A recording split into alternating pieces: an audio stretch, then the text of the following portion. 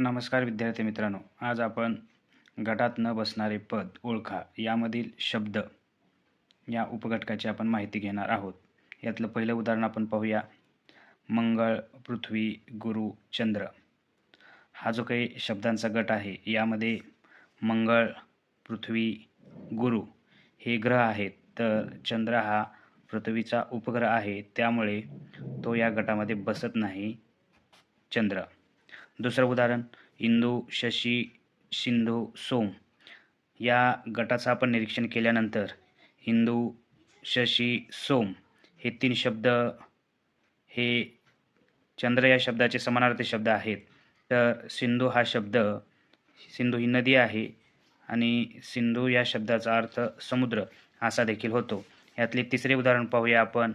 यामध्ये टंगळ-मंगळ, आगळ-पगळ, तारक-मारक, दंगा-मस्ती या शब्दगटाचं आपण निरीक्षण केल्यानंतर आपल्या लक्षात हे येतं की टंगळ-मंगळ हा जोड शब्द आहे, आगळ-पगळ हा जोड शब्द आहे, दंगा-मस्ती हा देखील जोड शब्द आहे. यातील तारक-मारक हा या गटामध्ये बसत नाही, तो विरुद्धार्थी शब्द आहे. यानंतर चौथं उदाहरण डोळा, टिळा, गोळा, शिळा. यामध्ये तो डोळा, तो टिळा, तो गोळा, तो शिळा हा होत नाही, ती शिळा असते. म्हणजे यातील तीन शब्द हे पुल्लिंगी आहेत, तर शिळा हा शब्द स्त्रीलिंगी आहे. पाचवं उदाहरण पाहूया आपण. मूग, वाटाणे, मका, हरभरा. यातील मूग, वाटाणे, हरभरा हे द्विदल पिकं आहेत, तर मका हा एकदल आहे.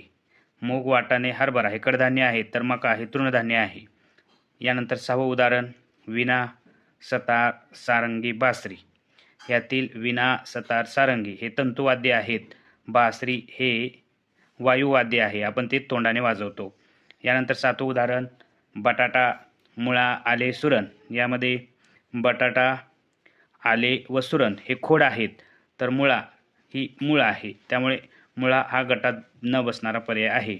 यानंतर आठवं उदाहरण जून, सप्टेंबर, ऑक्टोबर, नोव्हेंबर. यामध्ये जून, सप्टेंबर आणि नोव्हेंबर यांचा एक गट होतो. हे 30 दिवसाचे महिने आहेत, तर ऑक्टोबर हा 31 दिवसाचा, त्यामुळे हा गटात बसत नाही. यानंतर पुढचं उदाहरण रस्ता, मार्ग, किनारा, पथ. हे रस्ता, मार्ग आणि पथ हे समानार्थी शब्द आहेत, तर किनारा हा या गटामध्ये बसत नाही. यानंतर 10वं उदाहरण आहे साबरमती, तापी, वैतरणा, भीमा.